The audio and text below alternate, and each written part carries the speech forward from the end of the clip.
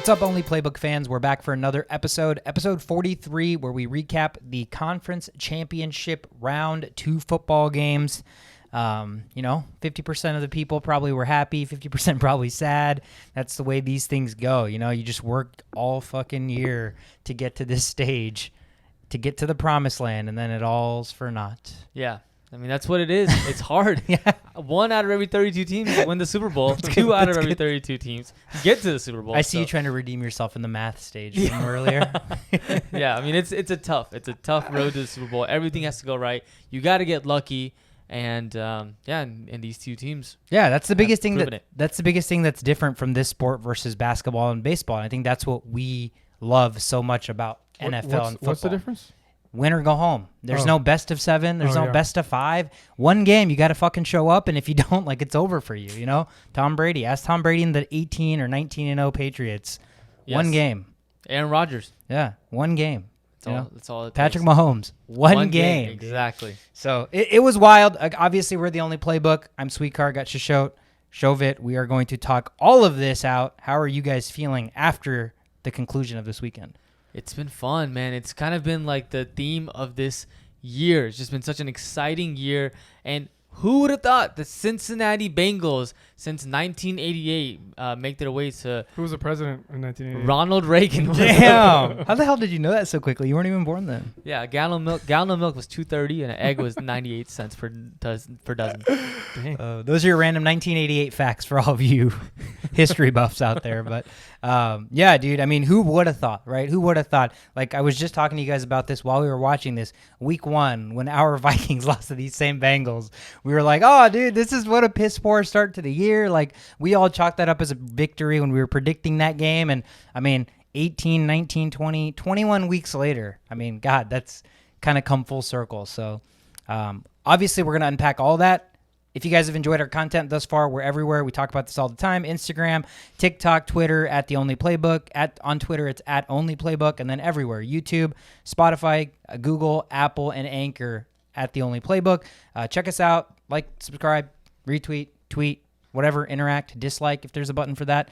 Tell your friends. And all of that engagement just means that this podcast gets to spread to a wider array of folks. So if you enjoy it, there might be a good chance other people will enjoy it as well. So hopefully that continues to happen. Let's do our due diligence and jump into these games. From 31 yards, McPherson, and Cincinnati is heading to the Super Bowl.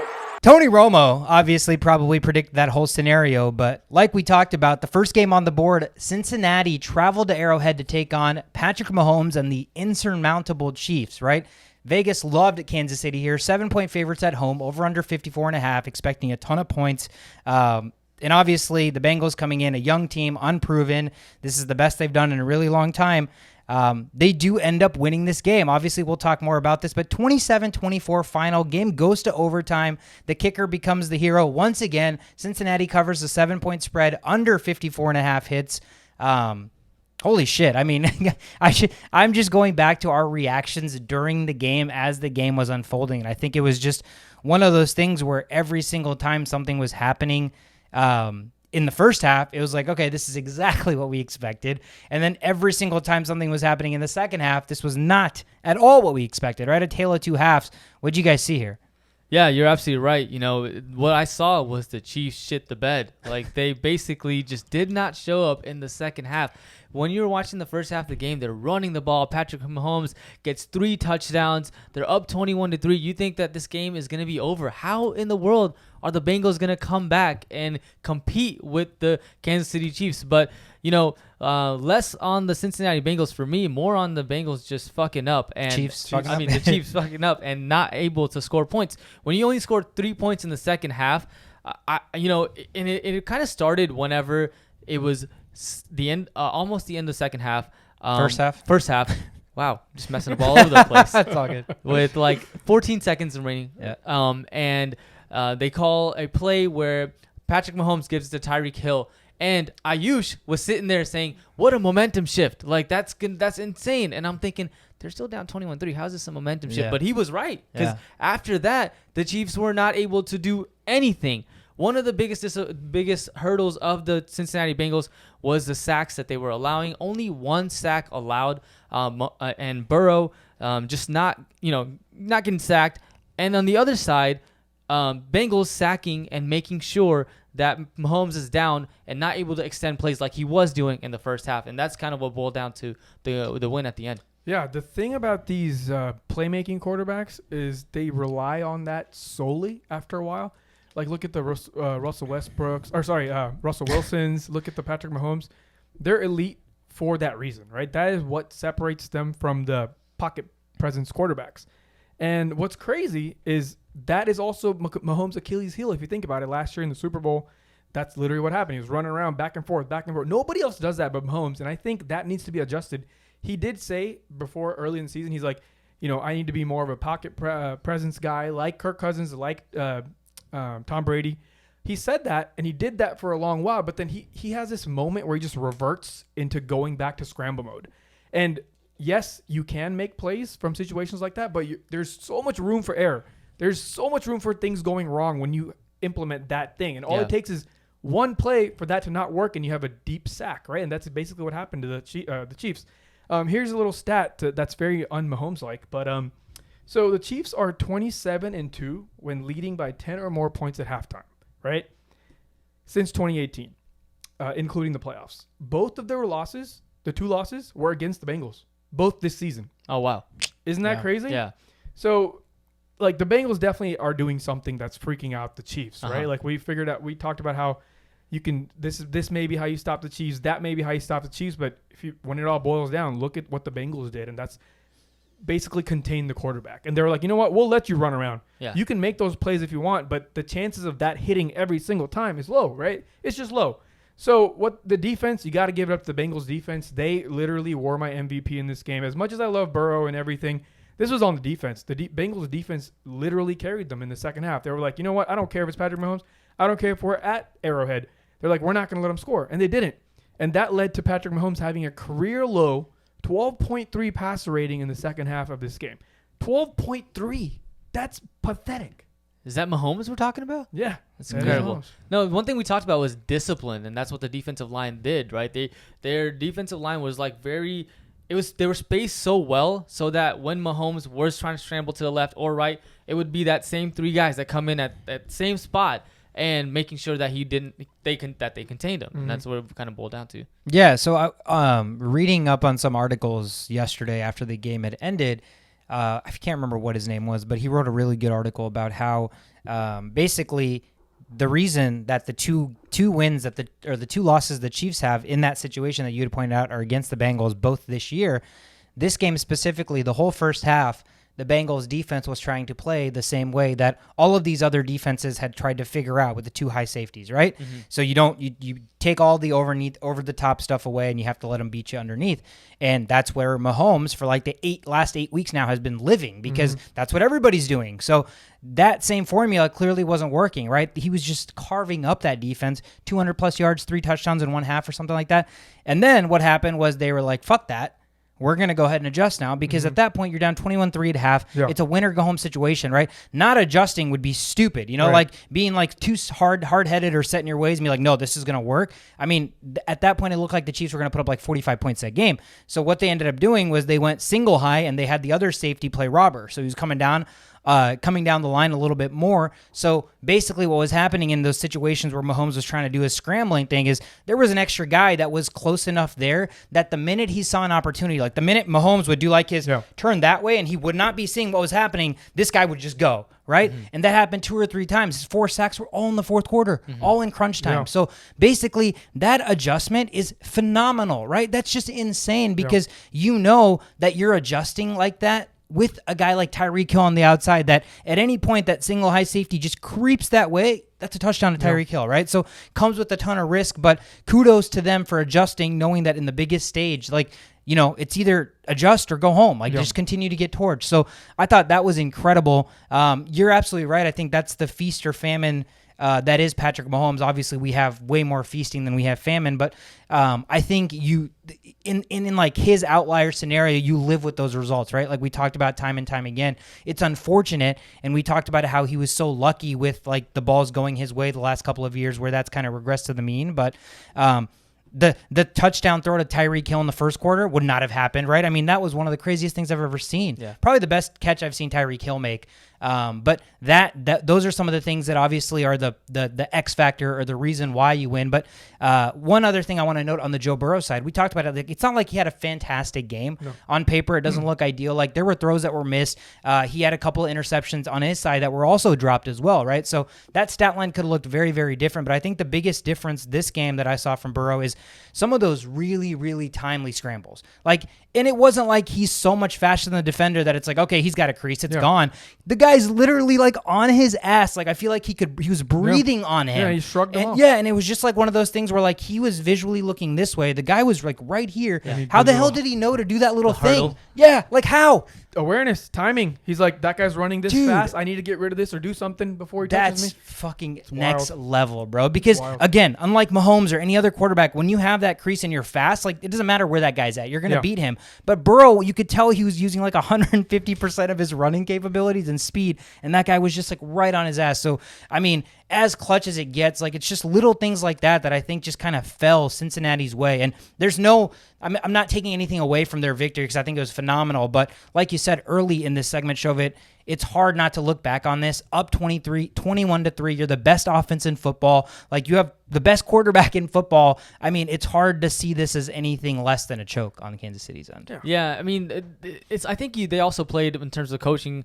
to not favor Patrick Mahomes' tendencies, because how often do we see him go left instead of right? Like he's a right-handed quarterback, and if you're trying to scramble to the left, I'm sure if he looks at the tape, he's gonna see guys that are open. But when you have that safety in the middle of the field, and when you're already running, kind of going the opposite of the direction you're throwing, you're gonna have a hard time trying to zip it to that guy that might be open. So just playing it to their tendencies helped out for sure. Yeah.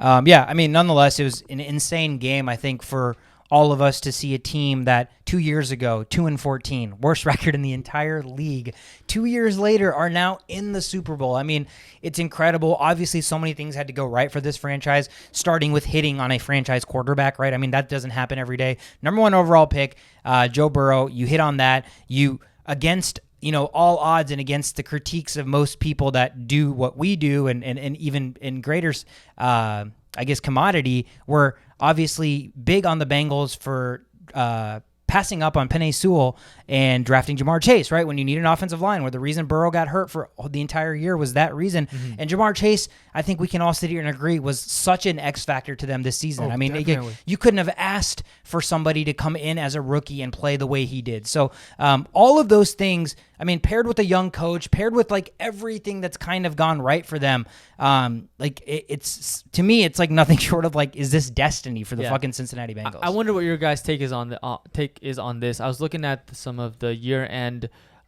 bets, and Mike Vrabel was the favorite to win Coach of the Year. Mm-hmm. Now that the Bengals are in the Super Bowl, do you put Zach Taylor in that conversation ahead of Mike Vrabel, or do you think Mike Vrabel should still get that Coach of the Year? I think Coach of the Year gets established before the preseason. So anything that happens in preseason, playoffs, you mean? The playoffs. I don't think they say that. Yeah. But how much of that doesn't play a role? I mean, it's hard to not let that bias come in, like linger in your brain, right? Because it's subjective. Because the people voting are still thinking about like the playoffs. Yeah. Like Aaron Rodgers was unanimous MVP, but then you see his game in the playoffs at home. Yeah. Did not play like an MVP, right? So all of that's going to be taken into consideration, obviously. But in my vote, because of the way the selection process goes, it still goes to Vrabel for that reason. But if we really did this appropriately, which I think we should, I hate that whole stop. Regular season. Yeah, dude. Because what really matters, the playoffs. Right? At the end of the day, those coaches are going to be judged on playoff wins and Super Bowls in like 10 years from now. Everybody gets judged on the playoffs. Nobody talks about nobody cares season. about regular. So why is bullshit. it that important? Yeah. Right? It doesn't make any sense to me. But if the tides were turned and if this was the way of evaluating people, the playoff process, then hands down, dude. Right. Beat the Chiefs twice in one season when they have a total of 5 losses, or now 6. But that's just amazing. Yeah. Like the Bengals, like when I watch this game from like how I told you guys, like I don't like to watch games from like the fun of the game perspective, I always like to choose a side because it makes me more hyped, right? Personally. So I was like, okay, who's most likely to win this game? It's probably Patrick Mahomes at home, right? You're like, of course he's going to win. And then you see how the coaching was done, the halftime adjustments, which were, as Vikings fans, Mike Zimmer did that a lot. You know, that's why he stayed for as long as he did, because he was like the king of halftime adjustments. And just watching that process it was a whole different team playing.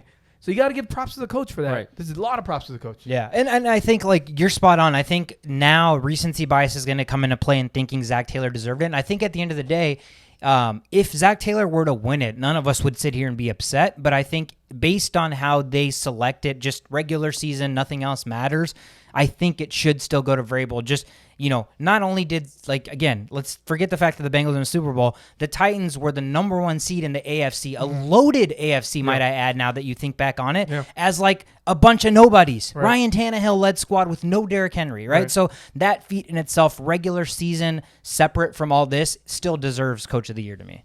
Yeah, I mean, I think that the Bengals overcame a lot in the first half of the game. Like, they lost to the Packers, they lost to the Jets, right, and things like that. But then they really just kind of came around. And you always say that, like, when you have a young team, like, they're gonna make mistakes, they're gonna have interceptions, and I think coaching has a lot to do with that. Whenever you're able to rile the guys together and able to, you know, help them, or, you know, get them to the Super Bowl. So, and the turnaround from 4-6 or 2-14 to get into the Super Bowl, I mean, that's got to be huge. But yeah, if it's all in regular season, then yeah, I guess maybe Mike Vrabel. I wouldn't be upset. Yeah, I wouldn't either. They both deserve it. But here's a little fun thing that I kind of just started thinking about.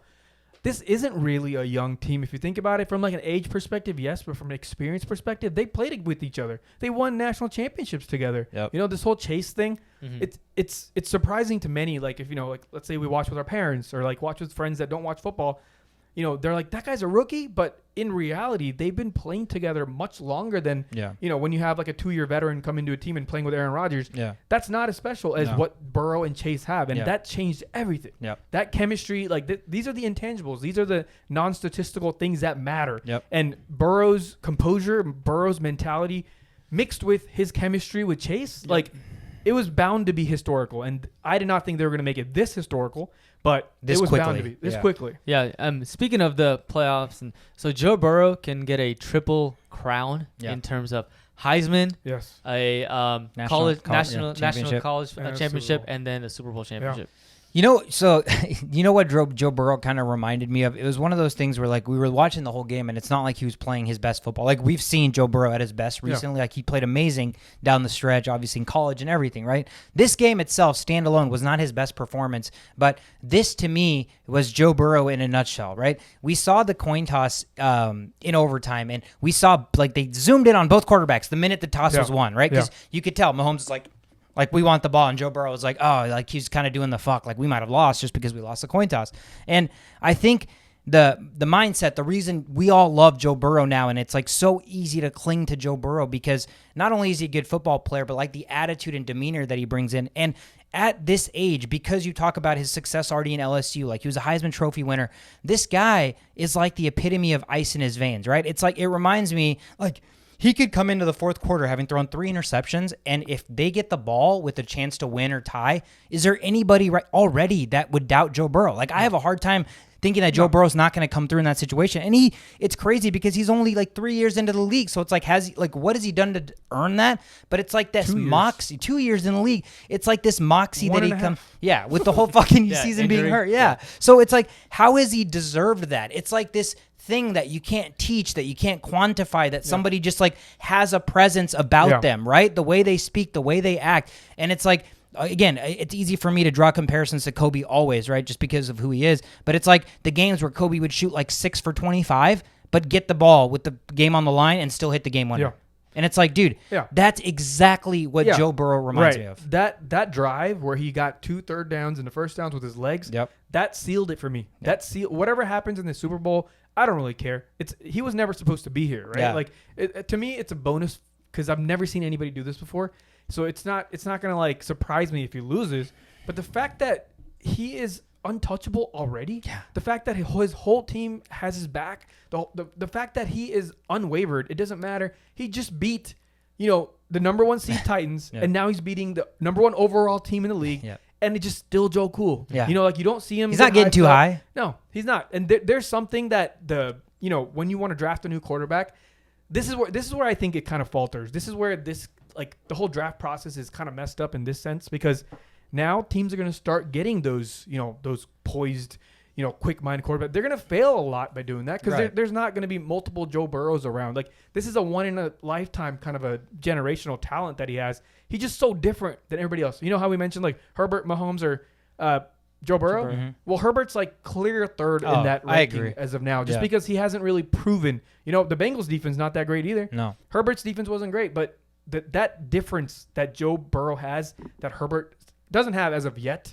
makes all the difference. Yep. Herbert is not compared to Joe Burrow anymore. Herbert's compared to Aaron Rodgers and Patrick Mahomes in his second year. Yeah. This is mind-blowing. Yeah. Yeah. And the Steelers are in that division with the Cincinnati Bengals. Yeah, now you're going to know how we felt for 20 years. Aaron Rodgers, no, for sure.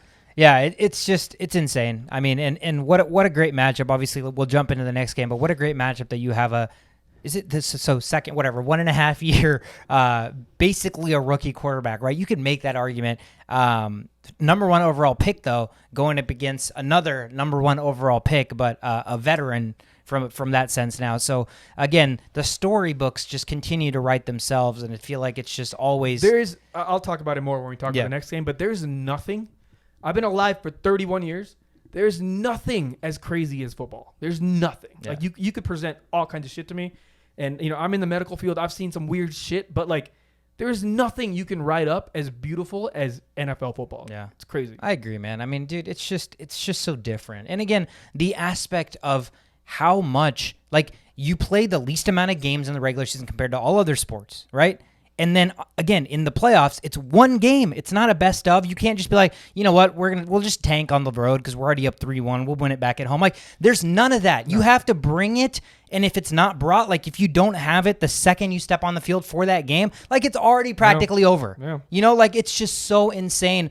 The level of intensity you have to maintain, how lucky you have to be, how everything has to go right, how, like, the dominoes have to fall. You have to have less injuries than other people. Like, just all that shit. That's what makes it so fucking beautiful. It's the ultimate team sport. Yeah. The ultimate. Yeah. It's incredible. So kudos to the city of Cincinnati. Again, first time they've been to a Super Bowl since 1988. They have yet to win a Super Bowl, so we get to see another team in the Super Bowl with a chance to win for the first time. I thought about it on the way here. I was like, obviously I want the Vikings to win a Super Bowl before I die. That'd be awesome. But how cool would it be that in your entire lifetime you get to witness a Super Bowl by every team?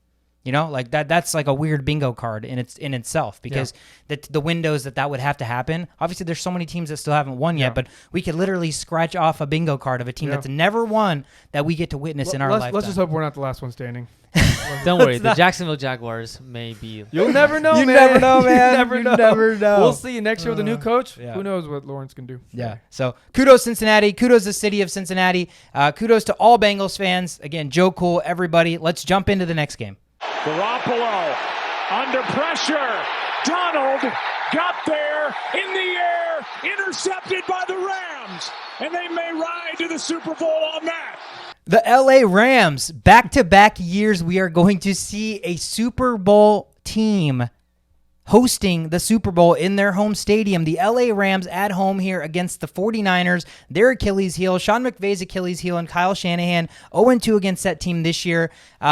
All things pointing against the Rams here at home, even though Vegas has them as 3.5-point favorites, over under 46. This game went down to the wire. The Rams had to come from behind. A lot of obstacles to overcome that we'll go into it, but the Rams come away victorious to head into Super Bowl 56 at home. For 2 weeks, they just get to chill at home. I mean, God, that luxury is unmatched. So they win 20-17 final. San Francisco does cover the 3.5-point spread, under 46 hits.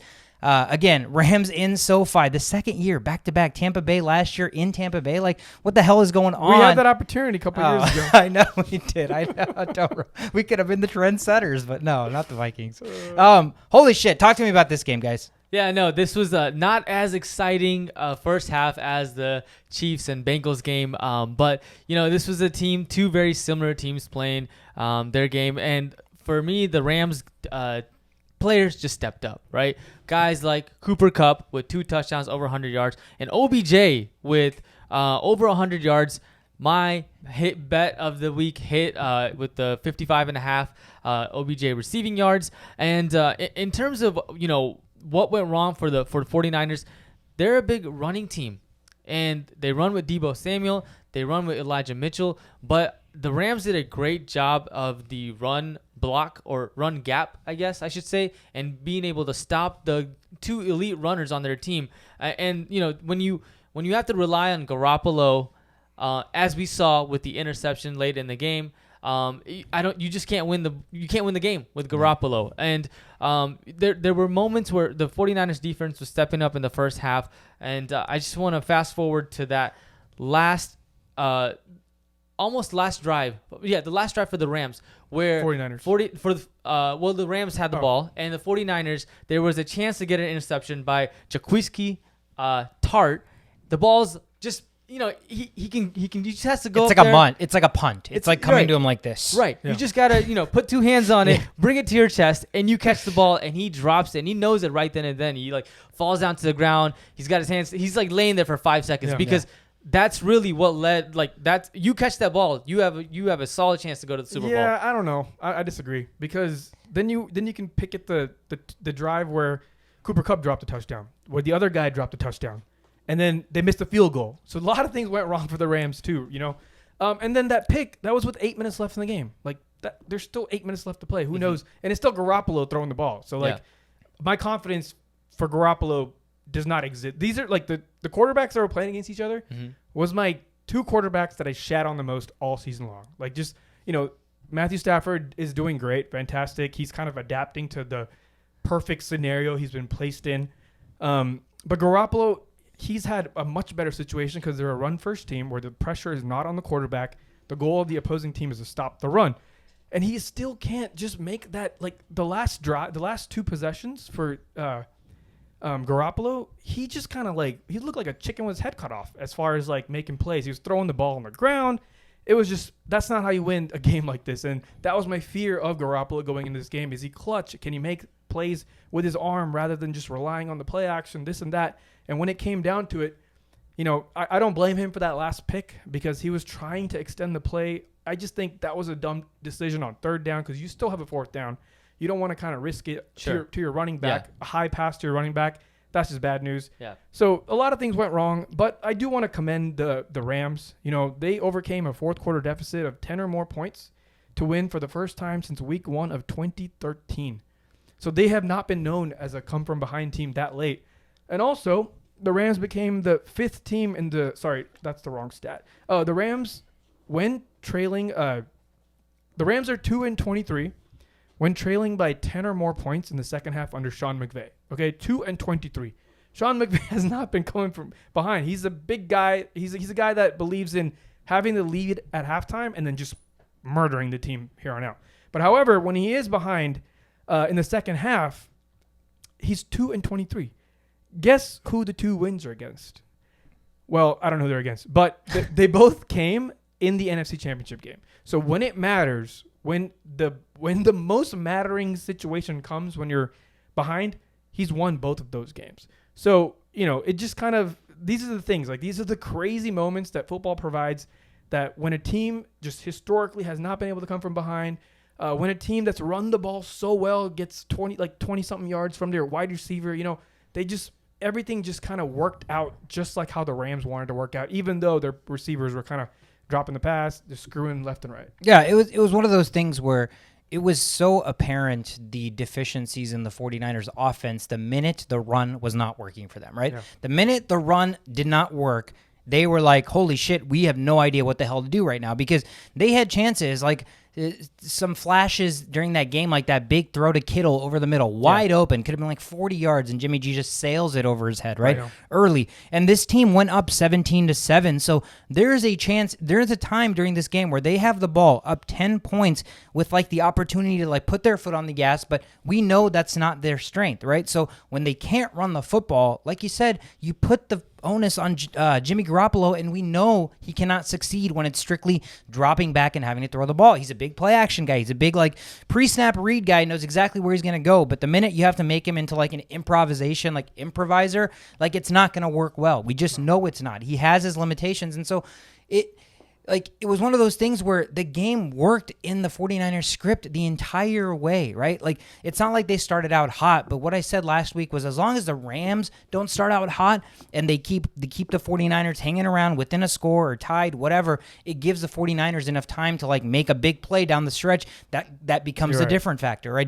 And that was this game, right? 0 points in the first quarter, right? The 49ers going to half, barely clinging to a lead, so it's working in their script. Third quarter, they score first. It's 17-7 all of a sudden. So it's like beautifully written for the 49ers to now just run the ball a little bit and have some play action, milk the clock, etc. But from that point forward, they were incapable of doing that because, again, the whole game, they couldn't run the football. So the touchdown they got was, because of Matthew Stafford's interception. And so it's like they were taking advantage of things and just letting the Rams hang around long enough to where that offense, if you give them enough chances, that's what you expect. They've been that high-powered all year. And this is why I respect the Rams going to the Super Bowl. That's why I understand why they go, because you saw the shift immediately coming out of halftime where they were just slinging it. Mm-hmm. Like, there were more downfield throws that drive than short throws. Mm-hmm. Like, he was just he threw it out of bounds a few times, more than a few. Mm-hmm. But the fact that they're willing to just crawl from behind, they're not fearing this defense that's been pretty stout over the season. They were like, you know what? We have Cooper Kupp. We have OBJ. Let's just freaking go. And then that go momentum just changed everything. Then the turnovers happened. And, that's what you need. That's what you need to win a Super Bowl. It's like you have the Mahomes. You have the improvising quarterbacks. Then you have the Garoppolos who don't even know what improvising is. And then you have the Burrows and the Staffords. Like, they are not known for improvising. No. They're not known to be stagnant either. They make the plays when it's necessary. And that is the beautiful balance you need to have your offense have a chance. Yeah. No, and kudos to the defensive line. I don't know if you guys remember the Aaron Donald. He's giving the speech and there's that. That they were losing. He was fucking getting them fired up. He was getting fired up. There's that big guy. I forget his name, but he's huge. Kimbo Slice looking. He looked like Kimbo Slice. He looked like he was about to kill somebody. And sure enough, after that, I don't think the 49ers scored, and they punted the ball often, two drives straight. Mm-hmm. Last drive being the last drive was the interception prior to that. So, he just got the team riled up, and the defense line showed up and was able to stop them. Again, why did Burrow win? The intangibles. Why are the Rams coming from behind when they're not known to come from behind? The intangibles.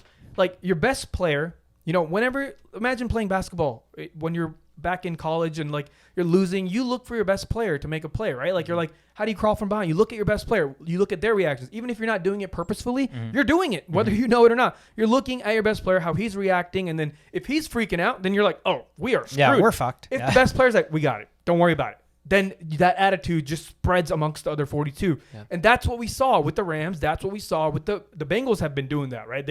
That's why they're where they are. Yep. If they're not the best, they're not the fastest, their defense not that good, but they just believe. They just know it. They're like, Joe Cool's got us.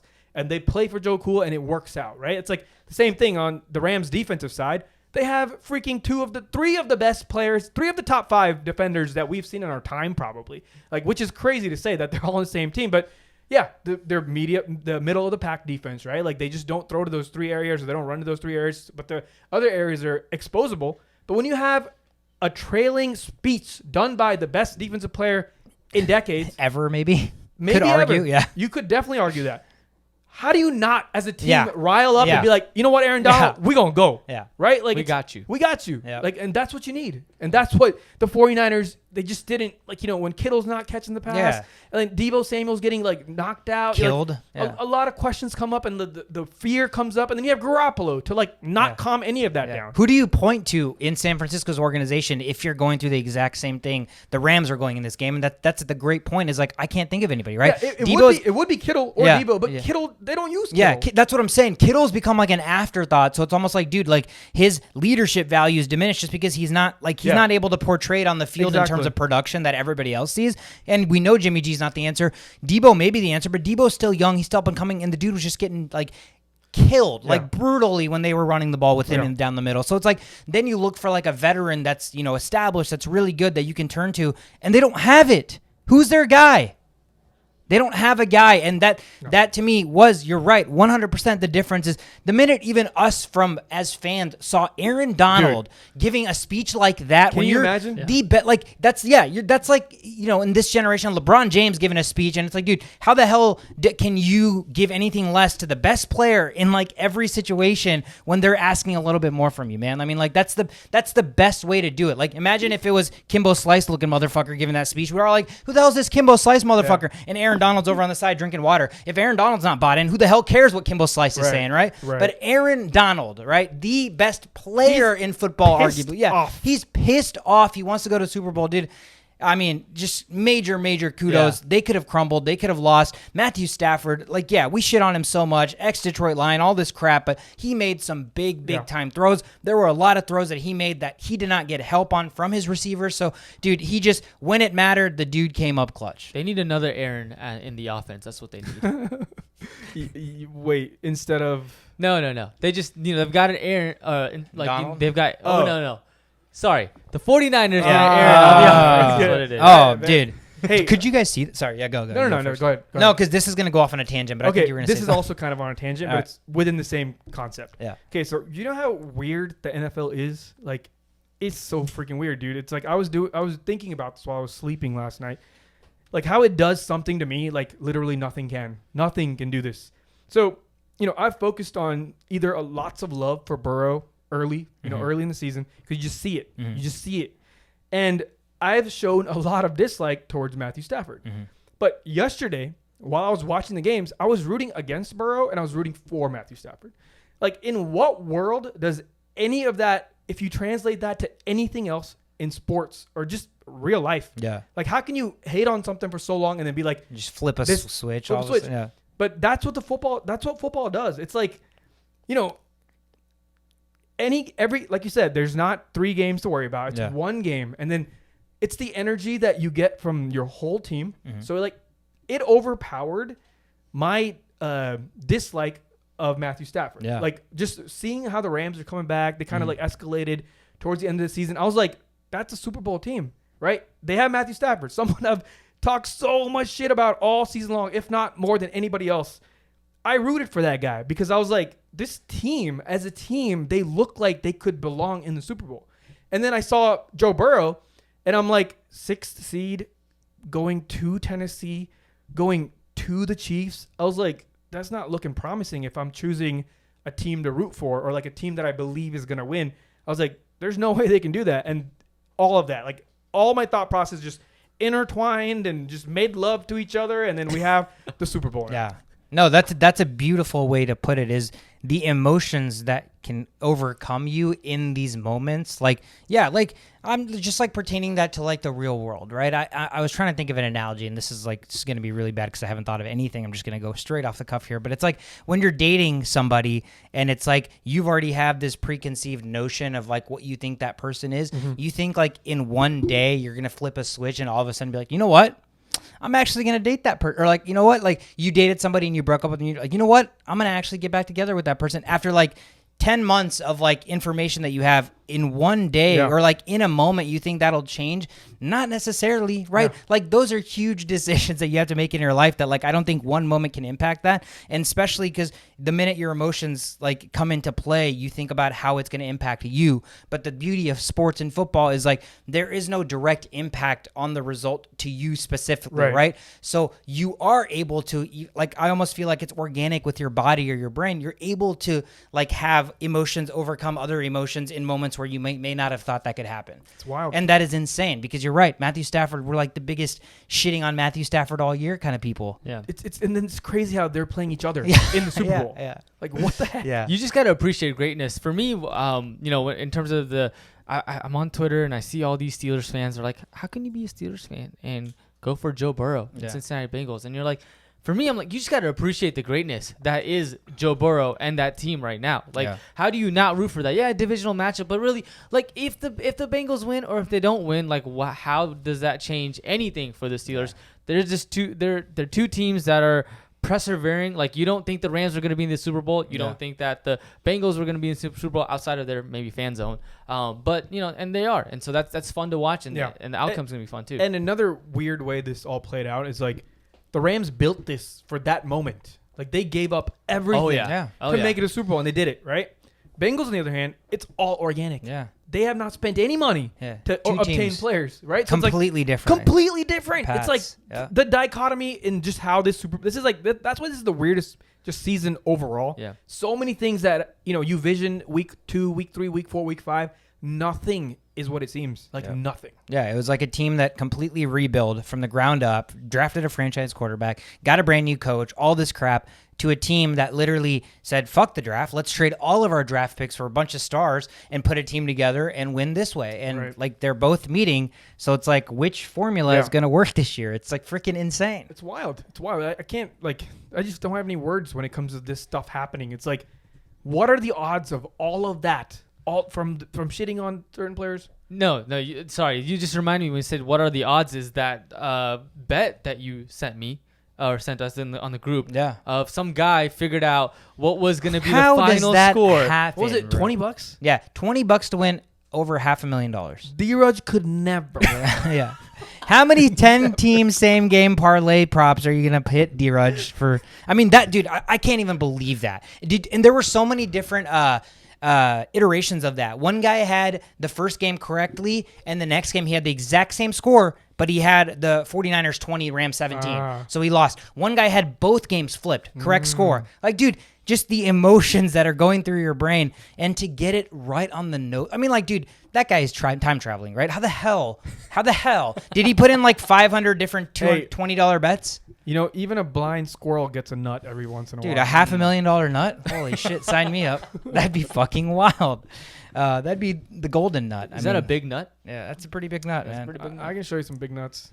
Yeah, but so congratulations to the Rams. Congratulations to the Bengals. Two teams rising up through completely different storylines and structures and how they got to where they're at. They're going to meet for Super Bowl 56. Basically a home game for the Rams, right? In SoFi in 2 weeks. It's going to be fucking incredible. I have no idea what to expect. The line already came out. Rams early favored by 4 points. Very generous to LA. But who knows? Or any really, really early thoughts, premature thoughts on the 4-point spread? Maybe it's like a home field advantage. I mean, it's got to be, right? Like when you're playing at your own place, you expect all of your fans to not be able to talk the next day. Like, they have to go maximum, right? Yeah. You know what the Bengals did? Bengals they got bad juju on them right now. They did some stupid.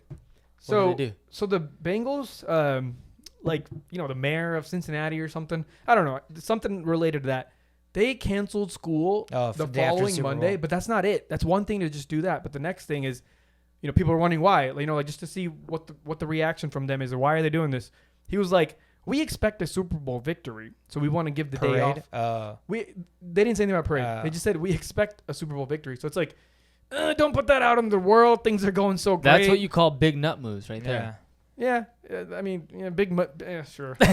Yeah, sure. I don't know. I'm not a big superstitious guy because like that same thing in like a context of like Joe Burrow's like we expect to take a Super Bowl home to Cincinnati. We'd be like Joe, cool, that's because he's playing the game, right. Versus the city, it's like let's calm down a little bit. Like don't give your reason for what. But first of all, I feel like the day after the Super Bowl should definitely be a holiday. Yeah.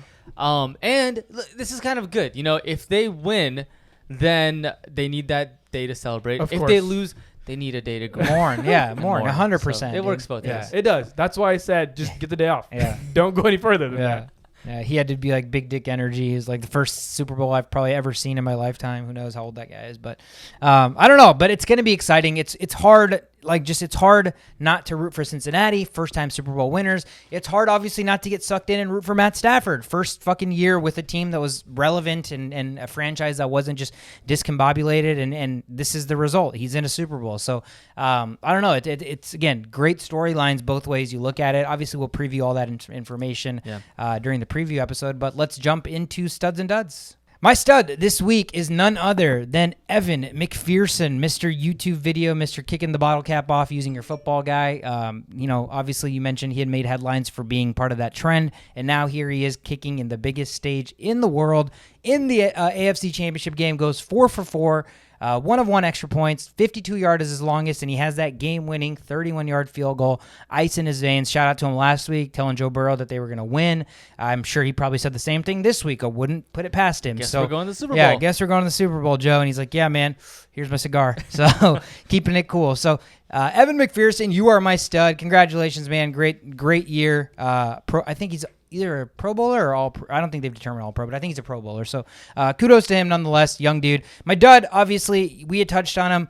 The dude that was the recipient of the perfectly placed pass by Matthew Stafford in the end zone, 39 yards, dropped a beauty, and Ben Skoranek with one of the, you know what that, I just thought of the other thing that the PFF podcast reminded me about. Troy the Vikings. Williamson? Yes. He was like shades of Troy Williamson. I'm like, how the hell would anybody know that Troy Williamson drops passes like that? Christian Ponder, Williamson references. Yeah, that's way too in the weeds.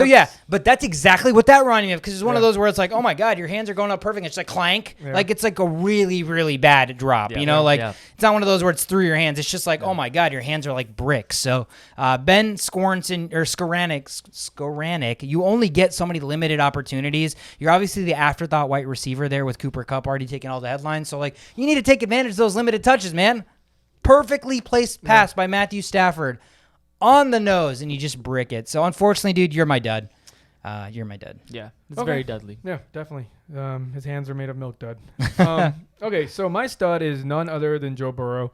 I don't have any stats to give you. Stats don't even matter. Just talk to the guy, look at the guy, see the guy, it's just fluid motions. It's just perfect football. He's a pocket presence guy in a world of scrambling quarterbacks, yet he still finds ways to make plays with his legs in crunch time. So all that being said, beating a number 1 overall team, beating the best team in football, being here when you might be the comeback player of the year after coming through really bad injuries, all of that, everything I said should not make this man be present in the Super Bowl. And yet, defying all odds, 7-0 in his postseason career, in his lifetime, he's still the man. Still the man, still there. And if that's not a stud, I don't know who is. Dud. We're going to give that to Patrick Mahomes. Dude, you're up by a lot of points. You have the best offense in football. You have the best coach in football to figure things out. And yet, just didn't even score a touchdown the whole second half. Got 1 field goal off. You crumbled. You fumbled the ball. You almost gave the ball. You did everything wrong in the second half. Put any other quarterback there. That they might have at least stood in the pocket and found some guys instead of running around like a chicken with a head cut off and averaging or getting a passer rating of 12 or whatever the heck I said earlier. All of that is very Dudley. Don't crumble under pressure, Mahomes. You're already the best quarterback in the league, and you're doing it to yourself at this point. So before we make headlines in the near future about how Mahomes is the new Aaron Rodgers and can't get here, can't get there, you're going to have to overcome this Dudliness. But for now, you are definitely a dud. Yeah, absolutely. Man, who would have thought Chiefs are going to lose that game? Who would have thought we'd be here saying Patrick Mahomes is the dud of the week? Dude, oh my God. Man, it's crazy. So my stud for this week is going to be Deebo Samuel. Although he didn't do it with the rushing yards, he still got a touchdown with his legs and that speed. And he found a way to get to the end zone and give points to the San Francisco 49ers, whose offense is lacking. And but Deebo still does what Deebo does. Deebo's going to get my stud for this week. My dud is going to be also a San Francisco 49ers. I mentioned him earlier. Cornerback Jaquiski Tart. That guy, look, the reason the Bengals win the game is because they get that interception in the overtime of Patrick Mahomes. Tyreek Hill probably catches that 8 out of 10 times, but he didn't, and they got the interception, right? So that was a deciding factor. Jaquiski Tart, for me, not being able to catch that ball definitely did not help their chances to win that game. So you gotta come up with that ball. So. Yeah, there's gonna be very few interceptions that are gonna be easier than that one. Yeah. A lame duck, you can catch it like this. You don't have to put hands on it. It's as easy as catching comes. It's literally the definition of falling into your lap. Yeah. He was even moving backwards. Yeah. It's not like he was running towards the ball, which makes it a little harder. Yeah. He was embracing the ball, and he just let it slip out. He was doing his best Eli Apple impression. Eli Apple. Yeah. Another 49er who had a dropped interception. No, he plays for the Bengals. Oh, he plays the Bengals. Yeah, but also did have a drop. Yeah. Luckily, it didn't come back to bite his team in the ass. But those are our studs and duds. Anything else, you guys? No, I'm just Yeah. excited for this Super Bowl matchup now. You guys excited for the Pro Bowl? Wait, I'm excited for the Pro Bowl. We got Deontay Johnson and Najee Harris now that Chase and Mixon are not going to the Pro Bowl. It would be sick if Deontay Johnson was also in that catching competition with Diggs and Jefferson, because then we'd all have like a weird. What is this? vested What interest. is this like? Bring your child to work day? Bring What a is receiver to work there. Yeah, that'd be insane. But Yeah, yeah, that'd I'm be excited. kinda cool. I'm excited for those individual drill stuff. I think it's supposed to be Thursday night, Yeah. so it's like on a random night, like this Thursday night. So I don't know what that's gonna be like. But yeah, the Pro Bowl, whatever, gives us a whole week to prepare for the Super Bowl, the big dance, and inevitably the end of the season, as morbid as that sounds, because I don't want that to end. I don't want this to end. I don't want that to happen. And so it's going to be sad. Yeah. Yeah, but it's just gonna make the looking forward to the next season that much more special, right? So Yeah. it's like we have all this fun time. It's probably good to get a little bit of sad time, just so we can enjoy the good time. Yeah. Even keeled. You don't ride that high the entire time. Dude, I would fucking my blood pressure would be off the charts. If football was just 12 months year round. Hopefully we still have content during the off season. Obviously, we'll talk more about that as it comes, but I don't know. We're not going to have a preview episode this week, right? Because the Super Bowl is next weekend. So we have a bye week this week. Yeah, bye week. I don't know. We'll figure it out if there's going to be anything that comes out. Maybe a fun game, maybe something random. Who knows? But thank you guys all for tuning in. Everybody that has enjoyed the Only Playbook this year, we cannot thank you enough. Shout out to Maim Dada, by the way. His team's in Damn. the Super Bowl. Wow. Rest in peace. Yep. Yeah, that's insane. Yeah, the last time the Rams won a Super Bowl, their only Super Bowl in their entire franchise, we were alive to see that already. Yep. Greatest show on turf. Yep. The Kurt Warners and the Marshall Falks, Torrey Holtz and Isaac Bruces. Man, that was a long time ago. I know, but it's crazy to think that we have seen them. That's a long time ago, but that's still within our lifetime of watching football and witnessing a Super Bowl. Yeah. So, I don't know. I'm going to start this bingo card of teams I've witnessed watch the Super Bowl. It's not a lot because, unfortunately, the Patriots won like majority of our Super Bowls in our lifetime. And the Steelers won twice. Yeah, and the Steelers won twice. Yeah, exactly. So, yeah, it'll be exciting. Obviously, we might put something out. We might not. Thank you guys so much for all of your support. We're the Only Playbook. We will see you when we see you.